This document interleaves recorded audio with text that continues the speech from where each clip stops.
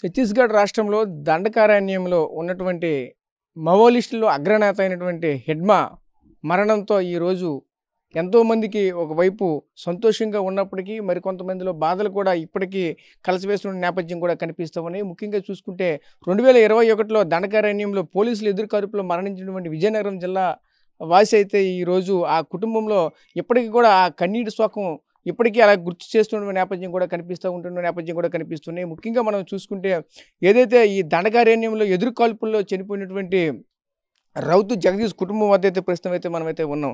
ఆనాడు దేశం కోసం పోరాడి మావోయిస్టులతో పోరాటంలో కుంభింకి వెళ్ళినటువంటి నేపథ్యంలో ఆ ఎదురుకాల్పుల్లో చనిపోయినటువంటి రౌతు జగదీష్ కుటుంబ సభ్యులు అయితే కన్నీరు మున్నీరు అవుతున్నారు. ఎప్పటికీ కూడా మా మధ్య లేరు అని ఆ బాధనైతే ఇప్పటికీ కూడా జీర్ణించుకోలేని నేపథ్యం కూడా కనిపిస్తుంది. చూడొచ్చు అవతల ఆ తల్లి, అలాగే వాళ్ళ పెద్దమ్మ, అలాగే వాళ్ళు ఉన్నటువంటి కుటుంబ సభ్యులంతా కూడా కన్నీరు మున్నీరు అవుతున్నటువంటి నేపథ్యం కూడా కనిపిస్తుంది. ఆ తల్లి మనతో పాటు ఉన్నారు. తల్లితో మాట్లాడి తెలుసుకునే ప్రయత్నం చేద్దాం. అమ్మ చెప్పండి, ఈరోజు మీ కొడుకు లేని లోటైతే ఎవరు తీర్చలేని పరిస్థితి చూసుకుంటే ఎవరైతే ఆ రోజు ఎదురుకాల్పులో ఉన్నటువంటి ప్రధాన నిందితులుగా ఉన్నటువంటి మావోయిస్టులకు సంబంధించినటువంటి హిడ్మా ఎవరైతే ఉన్నారో ఆ యొక్క లీడర్ అనమాట ఆయన. ఈరోజు అతన్నే మన ప్రభుత్వ బలగాలు పూర్తిగా హతమార్చిన నేపథ్యం కనిపిస్తుంది. ఈరోజు మీకు ఎలా అనిపిస్తుంది ఏంటి? ఏమనిపిస్తుందండి మరి బాధ అనిపిస్తుంది అంతే, ఇంకేంటి మాట్లాడు. కొడుకుంటే ఇంకా సంతోషంగా ఉన్నా, నాకు ఎందుకు ఈ డబ్బులు ధనం అనిపిస్తుందండి. నా కొడుకుంటే ఇంకా ఇల్లు ఎంత బాగున్నా, పెళ్ళి కూడా రైట్ అయిపోయింది, పిల్లలతోటి అనుభవంగా ఉన్నా, అదే బాధ అనిపిస్తుంది. అలాగా ఇంట్లో అలాగే ఏడుచుకొని ఉంటాం రాత్రులు.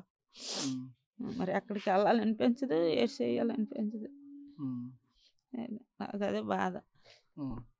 అంటే జగదీష్ మనతో ఎలా ఉండేవాళ్ళు? ఇంట్లోనే ఉండేవాళ్ళు, ఈదిలో ఉండేవాళ్ళు. అందుకు ఇప్పుడు మేము చూస్తూ ఉంటే ఆ చివరి నుంచి ఇక్కడి వరకు ప్రతి ఒక్కరు కూడా జగదీష్ అంటే పలాంటి మమ్మల్ని కూడా చాలా మంది ఇక్కడ తీసుకుని వచ్చారు ఇంటి దగ్గరికి నేరుగా. అంటే అంత పేరు ప్రఖ్యాతులు కలిగినటువంటి వ్యక్తి.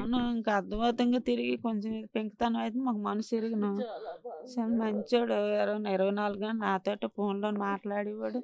నేనంతే బాగా ఇష్టం, నాన్నకంటే నేనే బాగా ఇష్టం. నాతో ఎక్కువ మాట్లాడేవాడు. ఏదైనా మరి ఆయన మనసుకోలేకపోతాను. ఎందుకు ఎంత డబ్బు ఉన్నా సుఖం ఏంటి? ఒక వస్తువు వేసుకున్నా ఏది వేసుకున్నా మరి వేసుకోవాలనిపించట్లేదు. అది నా కొడుకు ఉండి చేయించి వేస్తే అదొక ఆనందంగా ఉంటుంది. ఎందుకు ఆడికి ఆత్మాంశాలు అక్కడే అంత ఏడిసాడు, అంత బాధపడ్డాడు. నోట్లో నీడైనా కంటే ఇదైపోయి ఇంతమంది సొంతం ఉండి ఈ డబ్బు దానం ఎవరిని మోసుకెళ్ళిపోతాం ఏంటి బాధ అనిపిస్తుంది అంతే. డబ్బు ఎందుకు, నా కొడుకు ఉంటే ఇంకా ఎంత సంపాదించుకొని నాడు పిల్లలతో ఆనందంగా ఉన్నాం. డబ్బు ఎందుకండి, డబ్బు కొరుకుతాం ఏంటి, అదే బాధ అంతే ఇంకేటి. అంటే ఈరోజు మీ కొడుకుని ఎవరైతే ఆనాడు హతమార్చారో ఆ టీంలో అగ్రనేత ఈరోజు హిడ్మా పూర్తిగా హతమార్చిన నేపథ్యం కనిపించింది. ప్రభుత్వం అయితే అప్పటి నుంచి ఇప్పటి వరకు కూడా గాలింపు చర్యలు అయితే చేపట్టి ఇన్నాళ్ళకి హిడ్మా దొరికారు. హిడ్మాని దొరకడంతో వెంటనే హతమార్చిన నేపథ్యం. అతను చచ్చిపోతే మనకి ఏటి కలిసి వస్తుంది. మన కొడుకు వస్తాడేటి, చచ్చిపోండి అని ఉండిపోతాడు ఏంటి. వాళ్ళ కాడికి మనం వెళ్తాం కానీ మన కాడికి వాళ్ళు రారు కదా. వాడు చచ్చిపోతే ఏంటి, మనం ఉంటే ఏంటి, ఇంకా మా ఇల్లు తీసేసాడు. ఎవరు ఉండిపోం. కాకపోతే ఇప్పుడు ఎన్ని కుటుంబాలు చూసినాం, అందరికీ చేసాడు. మేము ఎంతమంది ఉన్నా ఆడు ఒక్కడే ఉంటే సాధించినాం. అదే బాధ మాకు, ఇంకేటి బాధ. వాళ్ళ నాన్నకి ఆరోగ్యం బాగోదు, మరి నాకు ఎప్పుడు ఆరోగ్యం ఆడు ఉంటే హాస్పిటల్ తీసుకెళ్ళడం, ఫోన్లు చేయడం, వాళ్ళ నాన్న శోభమాన్యమని అన్నీ చెప్పాడు. అన్నీ బాధ అనిపిస్తుంది మాకు ఇంకేటి.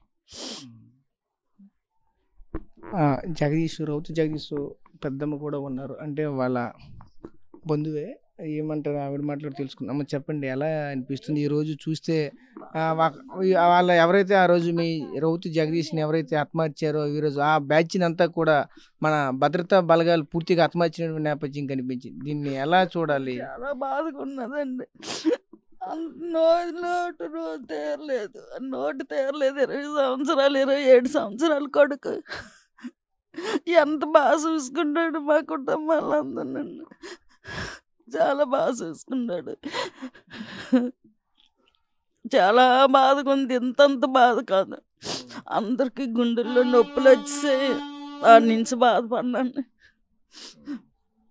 మీ అందరి మధ్య ఎలా ఉండేవాడు? చాలా బాగుండడం అందరి మధ్యని అలా వచ్చిన 10 రోజులు కూడా ఎంత ఆనందంగా ఉంచేవాడు మమ్మల్ని ఎంతో ఆనందంగా ఉంచేవాడు.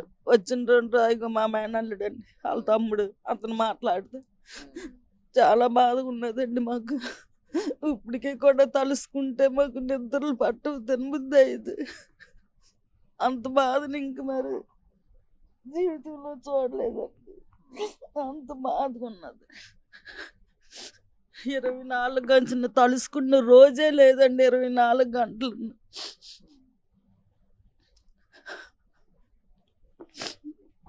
సో ఆ జగదీష్ అక్క కూడా ఉన్నారు, అక్కతో కూడా మాట్లాడే ప్రయత్నం చేద్దాం. చెప్పండి అమ్మా, ఈరోజు ఆ యజమాని ఎవరైతే రౌతు జగదీష్ తమ్ముడు ఎవరైతే తమ్ముడిని హతమార్చినటువంటి ఆ బ్యాచీలో అగ్రనేత అయినటువంటి యజమాని ఈరోజు హతమార్చారు మన దేశ భద్రతా బలగాలు. మీకు ఎలా అనిపిస్తుంది ఏంటి? అతన్ని హతమార్చడం సరదాగా ఉన్నా ఇప్పుడు మా తమ్ముడు లేని లోటు ఎవరు తీరుస్తారని చాలా సరదాగా ఉండేవాడు. మరి ఇప్పుడు ఆ తమ్ముడు అనేసి ఎవరిని పిలుస్తానండి, తమ్ముడు లేని లోటు లేదు. ఈ దేశంకి పేరు తెచ్చి ఎంత చేసినందుకు చాలా గర్వంగా ఉంది. కానీ తమ్ముడు లేదని బాధగా కూడా ఉంది. మరి తమ్ముడు లేని లోటు ఎవరు తీరుస్తారండి? మీకు ఎలా ఉండేవారు? చాలా సరదాగా ఉండేవాడు. వద్దా జాబ్ రిస్క్ అన్నా సరే నాకు నచ్చింది అక్క, నేను వెళ్తాను, నువ్వేం బెంగపడకు అని అంటూ ఉండేవాడు. చాలా సరదాగా ఉండేవాడు. రోజు ఫోన్లు చేసి వద్దన్నా రిస్క్ అన్నా అందరూ అలాగే అంటే దేశం కోసం పాటుపడిన వాళ్ళు ఎవరు, నేను వెళ్తాను, నేను సాధిస్తాను, నువ్వు బెంగపడకు, బాధపడకు అనేసి వాదార్చేవాడు. ఇప్పుడు వాదార్చి ఫోన్లు చేసిన దిక్కు లేదు ఎవరన్నా. అందుకే చాలా బాధగా ఉంది. దేశం పేరు తెచ్చినందుకు గర్వంగా ఉన్నా తమ్ముడు లేదని బాధగా ఉంది.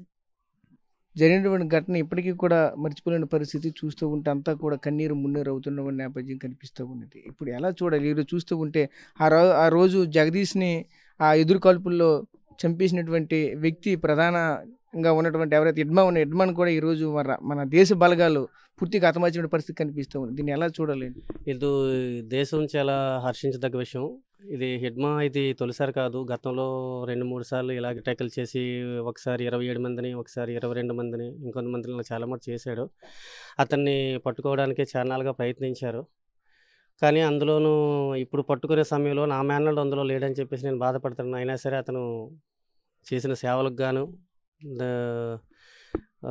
దేశానికి చేసిన దీనిగాను నేను చాలా గర్వపడుతున్నాను. కాబట్టి ఒకటి, మా కుటుంబానికి ఒక మనిషి అంటూ లేకుండా పోవడం జరిగింది. ఇప్పుడు అతను లేకపోవడం చూసి యాక్చువల్గా మా ఉమ్మడి కుటుంబం 4 కుటుంబాలు అన్నమాట. 4 కుటుంబాలు ఒక పెద్ద దిక్కును కోల్పోయినట్టు అయిపోయింది. మాకు అంత ధైర్యం చెప్పాడు, మేము ఉంటాను, నీకెందుకు, మేము చూసుకుంటున్నా చెప్పేవాడు. కానీ అటువంటి మనిషి లేకపోవడం మాకు చాలా బాధగా ఉంది.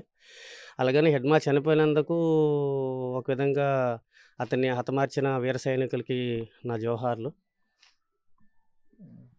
అంటే మీతో ఎలా ఉండేవాళ్ళు? అప్పటికిప్పటికి చూస్తూ ఉంటే మీరు ఉమ్మడి కుటుంబం చెప్తున్నారు, ఉన్నప్పటికీ కూడా పూర్తిగా కన్నీరు మున్నీరు అవుతున్న నేపథ్యం కనిపిస్తుంది. యాక్చువల్గా చెప్పాలి అంటే అతను నాకు మేనల్డే, కానీ నాకు తమ్ముడిలాగా ఉండేవాడు. మంచి సరదాగా చాలా కలివిడిగా ఉంటూ మాకు ఏవైనా సలహాలు సందేహాలు తీర్చాలంటే అతనే తీర్చేవాడు. ఏదైనా చెప్పాలన్నా సమస్య ఉందంటే మా సలహాలు కూడా అతనే చెప్పేవాడు. మనకి ఇక్కడ ఉండరా ఇంకెందుకు ఏదో చూసుకునేసి అంటే, లేదు మాయ్యా నేను ఇలాగ దేశంలోకి వెళ్ళడం ఉంది, నా ఎయిమ్ అదే అని చెప్పేసి సిఆర్పిఎఫ్లో జాయిన్ అయ్యాడు. అతి తక్కువ కాలంలోనే ఆయన కోబ్రా టీంలో చేరాడు. కోబ్రా టీంలో చేరిన తర్వాత అనుకోని సంఘటనగా ఇలా జరిగింది.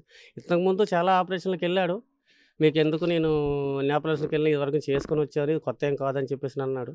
బట్ అన్ఫార్చునేట్లీ అలాగా జరిగింది. మీ మేనమామ మీ మధ్య లేరు కదా, మీకు ఎలా అనిపిస్తుంది? మీ మేనమామని చంపినటువంటి ఆ హెడ్మా బ్యాచ్ అంతా కూడా మన దేశ బలగాలు హతమార్చాయి, ఎలా అనిపిస్తుంది? మా మాయ లేకపోవడంతో చాలా బాధగా ఉన్నా కూడా ఒక రకంగా గర్వంగా ఉంది. ఇప్పుడు మేము ఎక్కడికి వెళ్ళినా కూడా ఒక రౌతు జగదీష్ ఫ్యామిలీ నుండి వచ్చామంటే చాలా సపోర్ట్ చేసి చాలా బాగా గుర్తిస్తున్నారు. దీనికి నాకైతే చాలా హ్యాపీగా ఉంది. మొన్న హెడ్మా చనిపోయారు కదా, వాళ్ళని చంపిన సోల్జర్స్ అందరికీ కూడా సెల్యూట్ తెలుపుకుంటున్నాం. ఇంకా ఇప్పుడు మా మాయ లేకపోవడం వలన మాకన్నా పెద్ద కాబట్టి మాకు అన్నీ గైడెన్స్లా ఇచ్చేవారు. ఇప్పుడు మాకు ఇచ్చేవారు లేకుండా అయిపోయారు. ఇప్పుడు తననే ఒక ఇన్స్పిరేషన్గా తీసుకొని ముందుకు వెళ్తున్నాం. సో చూసాం కదా ఆ కుటుంబ సభ్యులు పూర్తిగా ఎప్పటికీ కూడా సుమారుగా 4 సంవత్సరాలు పూర్తయి 5వ సంవత్సరం వచ్చినప్పటికీ కూడా ఆ తీపి జ్ఞాపకాలు, మధుర జ్ఞాపకాలు ఇప్పటికీ కూడా మదిలో పదిలంగా ఉన్నాయి. అదే క్రమంలో ఒకవైపు కన్నీరు మున్నీరు అవుతున్న నేపథ్యం కూడా కనిపిస్తూ ఉన్నది. ఆనాడు మాకైతే వెళ్ళడానికి, ఆ ఉద్యోగానికి వెళ్ళడానికి ఇష్టం లేకపోయినా సరే తన సొంతగా దేశం కోసం నేను పోరాడుతానంటూ ముందుకు వెళ్ళారు. దేశం కోసం ప్రాణ త్యాగాలు చేశారు. కానీ ఒకవైపు ఈరోజు ఈ మావోయిస్ట్ అగ్రనేత అయినటువంటి హెడ్మా చనిపోవడంతో ఒకవైపు మాకు సంతోషకరమైన వార్త అయినప్పటికీ కూడా ఈరోజు మా తమ్ముడు లేని లోటు, మా కొడుకు లేని లోటు, మీ ఎవరు భర్తీ చేస్తారు? ఇన్ని ఉన్నప్పటికీ కూడా మాకు అయితే మనిషి మాకు దూరం అవ్వడంతో ఏం చేయాలో తోచట్లేదంటూ కూడా ఇప్పటికే కన్నీరు మున్నీరుగా విలిపిస్తున్న నేపథ్యం కూడా కనిపిస్తుంది. ప్రస్తుతం ఇది జగదీష్ ఇంటి వద్ద ఉన్నటువంటి పరిస్థితి. Camera person Naidu Rajesh, RTV, Vizianagaram నుంచి. చరిత్ర సృష్టించినోడు ఇప్పుడు ఆ చరిత్రని తిరగరాయబోతున్నాడు. అబద్ధాల గోడల్ని బద్దలు కొట్టి నిజాలను రాగా మీ ముందుంచబోతున్నాడు.